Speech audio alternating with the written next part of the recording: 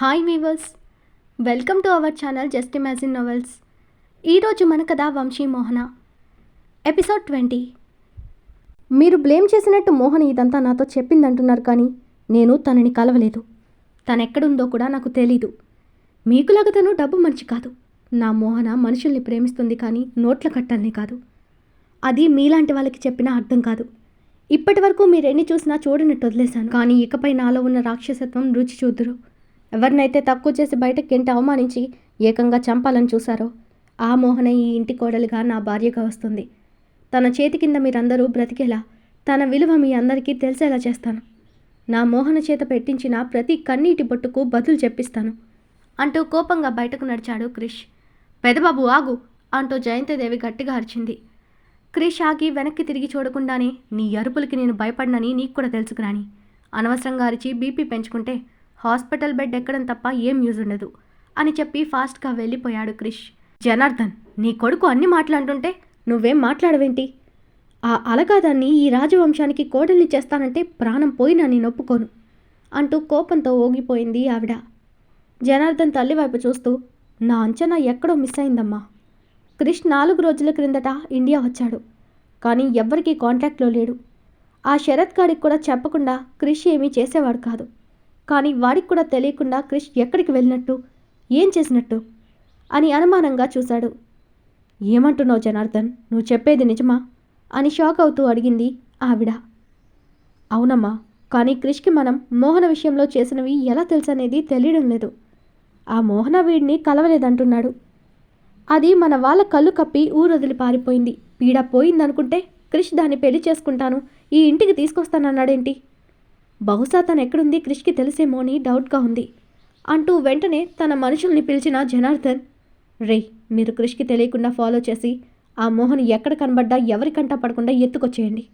జాగ్రత్త, నా కొడుకు కంట్లో పడకూడదు అంటూ హెచ్చరించి ఒక పెద్ద నోట్ల కట్ట వాళ్ళ వైపు పడేశాడు. వాళ్ళ డబ్బు తీసుకుని అట్టాగే అయ్యా అంటూ జీప్ వేసుకుని క్రిష్ వెనుక వెళ్లారు. మోహన సునీత చెప్పిన విషయాల గురించి ఆలోచిస్తూ, నాన్న మాట, తాతగారి ఆశ నా నిర్ణయం మీద ఆధారపడి ఉంటుంది. క్రిష్కి నేను అవసరం లేదు. అతడు తన పాత లైఫ్నే కంటిన్యూ చేస్తున్నాడు. కానీ చిన్ని ఏమైందో తెలియడం లేదు. నాకు జీవితంలో పెళ్లి గిల్లి ఏమీ వద్దు. నాకు నా తమ్ముడి భవిష్యత్తు చాలనుకుని గట్టిగా నిర్ణయం తీసుకుంది మోహన. కార్తీక్ కళ్ళు తెరిచాక చాలాసార్లు చంద్రిక గురించి అడిగి తను కనపడలేదని బాధపడ్డాడు. తిరిగి వచ్చిన శరత్ని చూడగానే ఆత్రంగా చంద్రిక గురించి అడిగింది మోహన. తను లేదని తల ఒప్పగా కన్నీళ్లతో కాసేపు మౌనంగా ఉండిపోయింది మోహన. శరత్ గారు, నాకు ఇంకొక సహాయం చేయగలరా? ఇక్కడ నాకు ఏదైనా పనిపించగలరా అని అడగలేక అడిగింది మోహన. నువ్వు పని చేయడం ఎందుకు మోహన? నీకేం కావాలో నేను చూసుకుంటున్నాను కదా. ఇప్పుడు అవేమీ వద్దు, కొన్ని రోజులు పోనివ్వు, తర్వాత చూద్దాం.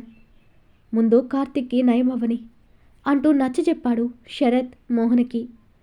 లేదండి, నా తమ్ముడిని నేను చూసుకుంటాను, అలాగే పని కూడా చేస్తాను. ఇలా మీకు ఇంకా భారం అవ్వడం నాకు ఇష్టం లేదంటున్నా ఆమె ఆత్మాభిమానం అర్థమై సరే చూస్తానని మాటిచ్చాడు శరత్. క్రిష్కి ఫోన్ చేసిన శరత్ మోహన అడిగిన జాబ్ విషయం చెప్పగానే తనకి బాగా పిచ్చెక్కువైంది. ఇప్పుడు మేడం గారు వాడిని వదిలి జాబ్ చేస్తుందంటనా అని కోపంగా అరిచాడు క్రిష్. కృష్ణ తన గురించి కూడా ఆలోచించు. ఇప్పటిదాకా తను ఎవరి ముందు చేయి చాపి ఏది ఆశించలేదు. మనం ఊరికే సహాయం చేస్తామంటే ఒప్పుకుంటుందా అన్నాడు శరత్. ఓకే, ఒక పని చేయి. దాన్ని మనం కొత్తగా కొన్న గెస్ట్ హౌస్ ఉంది కదా, అందులో ఉండమని చిన్న చిన్న వర్క్లు ఏవైనా ఇవ్వు. అలాగే వంట చేయమని చెప్పు. అప్పుడు దానికి సాటిస్ఫాక్షన్ ఉంటుందేమో. తనని అలా బిజీగా ఉంచడం కూడా మంచిదే, లేదంటే ఏవేవో ఆలోచించి మనసు పాడు చేసుకుంటుంది అన్నాడు క్రిష్. ఓకే, నేను చూసుకుంటాను. అక్కడ ఏమైనా తెలిసిందా? వాళ్ళు ఎందుకు ఇలా చేశారో? చంద్రిక విషయం ఏమైనా తెలిసిందా అని అడిగాడు శరత్. అంత సులువుగా చెప్పడానికి అక్కడుంది ఎవరు? ది గ్రేట్ జమీందారిని జయంతిదేవి. ఆవిడ పుత్రరత్నం కదా. చెప్పారు, కానీ వాళ్ళకి దిమ్మ తిరిగేలా ఆన్సర్ ఇచ్చొచ్చాను. ఐ గెస్ నాపై స్పై చేసిన మోహన గురించి తెలుసుకోవడానికి చాలా ట్రై చేశారు. అందుకే మోహనని బయటకు పంపకుండా కొన్ని రోజులు మన అండర్లో పెట్టు అంటూ ఇంట్లో తండ్రి నాన్నమ్మతో జరిగిన గొడవ గురించి చెప్పాడు క్రిష్. అందమైన కట్టుకథ బాగానే అల్లారు. దీని వెనక ఆ ధీరున్నాడేమో కృష్ణ అని డౌట్ ఎక్స్ప్రెస్ చేశాడు శరత్. అవును, నాకు అది డౌట్ వచ్చింది. కానీ వాడిప్పుడు ఇక్కడ లేడు. తెలివిగా వాడి బాబుతో సహా లండన్ వెళ్ళిపోయాడు. జరిగిన దానికి వాడే కారణమని తెలిసిన రోజు వాడు సప్త సముద్రాల అవతల ఉన్న ఈడ్చుకొచ్చి చంపుతాను అని ఆవేశంగా అన్నాడు క్రిష్. కృష్ణ, అంత కోపం వద్దు. Calm down. ముందు నువ్వు ఇక్కడికి రా, తర్వాత చూద్దాం అన్నాడు శరత్. నేను నీకు ఒక అడ్రస్ సెండ్ చేస్తున్నా, అక్కడికి నేను వచ్చాకరా. కొన్ని రోజులు నేను మోహన దగ్గరకు రాలేను. నేను దాన్ని అవాయిడ్ చేస్తున్నానని కోపం తెచ్చుకున్నా సరే నాకు దాని సేఫ్టీ ముఖ్యం. ఇక ఉంటాను, బాయ్ అంటూ ఫోన్ కట్ చేసిన క్రిష్ తను ఉంటున్న ఇంటికి చేరాడు. జనార్దన్ మనుషులు క్రిష్ని ఫాలో చేసి ఆ ఇంటి గురించి చెప్పారు అతనికి. అక్కడ ఎవరుంటున్నారో తెలుసుకోండి అన్నాడు జనార్దన్. ఓకే అంటూ వాళ్ళలో ఒకడు ఆ ఇంటి వాచ్మెన్ని మాటల్లో పెట్టి ఆ ఇంట్లో ఎవరెవరో ఉంటారు ఏంటి అనేది కనుక్కున్నాడు. క్రిష్ ఒక్కడే ఉంటాడని, ఈ మధ్యనే ఆ ఇంటిని అతడు కొన్నాడని చెప్పాడు ఆ వాచ్మెన్. ఇక ఆ విషయమే జనార్దన్కి కూడా చెప్పారు వాళ్ళు. ఆ ఇంటిలో లేకపోతే ఏంటి, ఆ మోహనుని ఎక్కడ ఒక చోట పెట్టుంటాడు. మీరు వదలకుండా నా కొడుకుని ఫాలో అవ్వండి అని ఆర్డర్ వేశాడు జనార్దన్ వాళ్ళకి. 4 రోజులుగా నిద్రలేక వచ్చిన వెంటనే ఫ్రెష్ అయి ఆ అమ్మాయి దగ్గరకు వెళ్ళిన క్రిష్ తనని చూస్తూ, నువ్వు భయపడకు, నిన్ను ఎవ్వరూ ఏం చేయలేరు, నేనున్నాను కదా నీకు అంటూ కాసేపు తనతో మాట్లాడి, ఓకే బుజ్జి, నాకు నిద్ర వస్తుంది, గుడ్ నైట్ రా అంటూ ఆమె తల నిమిరి తన రూమ్కి వెళ్ళి పడుకున్న క్రిష్ మనసులో మోహనుని తలుచుకుంటూ, నీకు ఇచ్చిన మాట తప్పానని నువ్వు ఇప్పుడు నా మీద చాలా కోపంగా ఉంటావని నాకు తెలిసే. కానీ ఏం చేయను, నా పరిస్థితి అలా ఉంది. రేపటి నుండి నీ చుట్టూనే ఉంటాను. కానీ నేనే అని నీకు తెలియకుండా నేను చూసుకుంటాను. కొన్ని రోజులు మనకి ఈ ఎడబాటు తప్పదు. నిన్ను మాత్రం నేను ఎప్పటికీ వదులుకోనే. నువ్వు నా మోహనవి, నువ్వు నాకు మాత్రమే సొంతం అని నవ్వుకుంటూ ఎప్పుడూ కోపంగా చూసే మోహన రూపాన్ని తలుచుకుంటూ, నీకొకటి చెప్పాలే, కోపంలో నువ్వు భలే ముద్దుగా ఉంటావు. నీ కళ్ళల్లో పొగరు నింపుకుని కోపంగా మాట్లాడుతుంటే ఎన్నిసార్లు నీకు ముద్దు పెట్టేయాలనిపించేదో తెలుసా. కానీ అలా చేస్తే నువ్వు ఖచ్చితంగా నన్ను చంపేస్తావు, అందుకే ఆగిపోయాను అని నవ్వుకుంటూ, మనకి ఈ ఎడబాటు కొన్ని రోజులేనే, అందరి లెక్కలు సరిచేసి నీ దగ్గరకు వస్తాను. కానీ నువ్వు నేను కనపడగానే నీ చెల్లిని తెచ్చివ్వమని అడుగుతావు. కానీ అది నా చేతుల్లో లేదు, ఏం చేయను.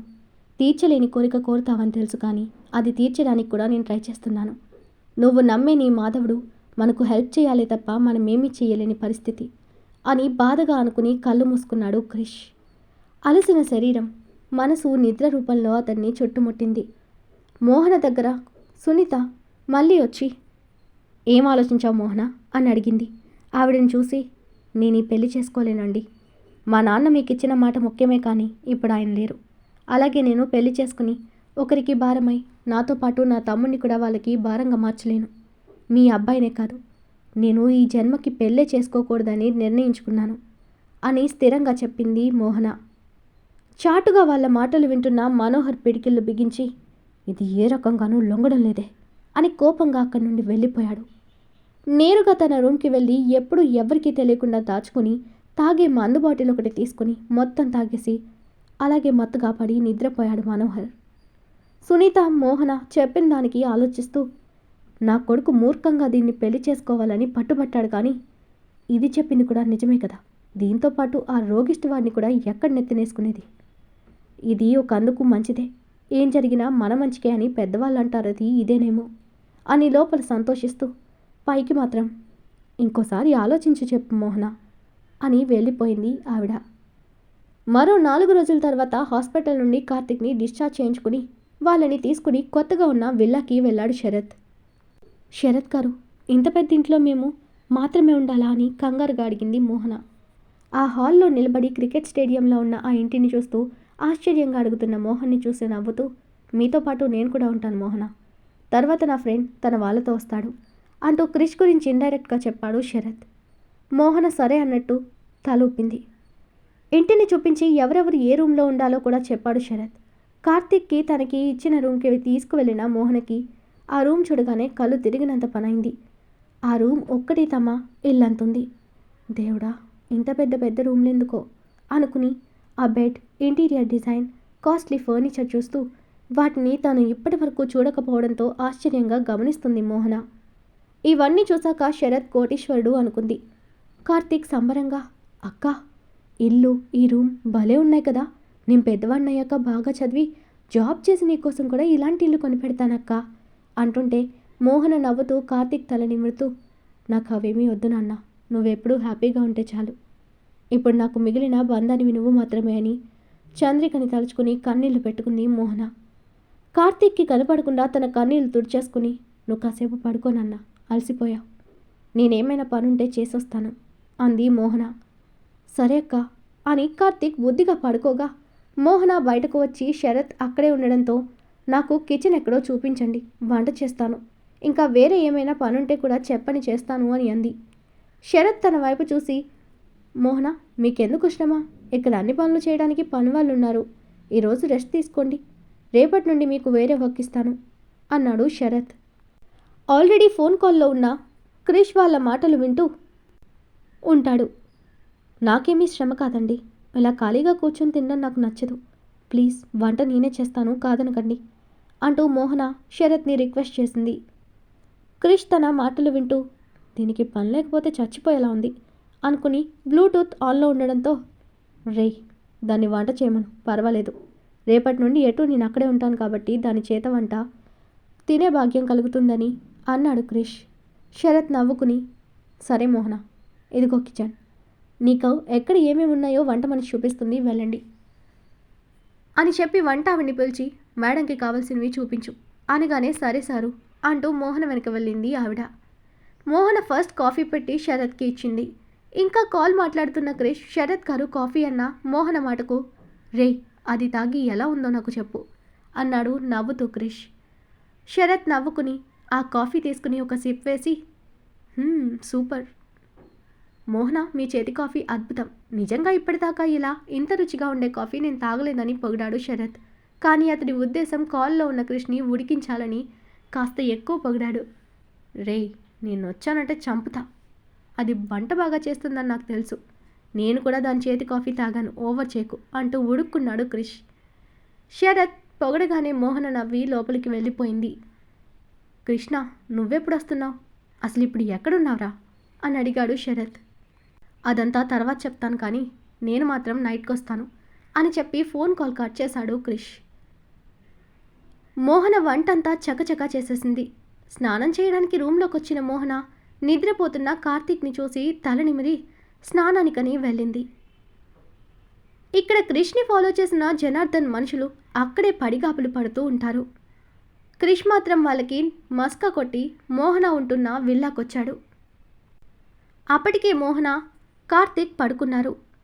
శరత్ మాత్రం క్రిష్ వస్తాను అనడంతో అతని కోసం వెయిట్ చేస్తూ వర్క్ చేసుకుంటూనే ఉంటాడు.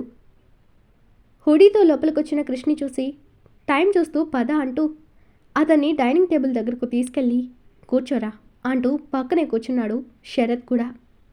ఏరా నువ్వు కూడా తినలేదా ఇప్పటిదాకా అని అడిగాడు క్రిష్ శరత్ని.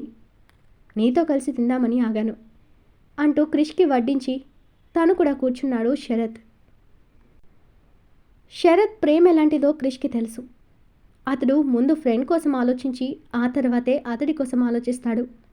అలాంటి స్నేహం తనకు దొరికినందుకు తను లక్కీ అనుకుంటాడు ఎప్పుడు క్రిష్. మోహన ఎలా చేసింది వంట అంటూ క్రిష్ని చూశాడు శరత్. అన్నం ముద్ద నోట్లో పెట్టుకుని, అదేం చేసినా బాగుంటుందిరా అని నవ్వి తినడం అవ్వగానే క్రిష్ మోహన రూమ్కి వెళ్ళాడు.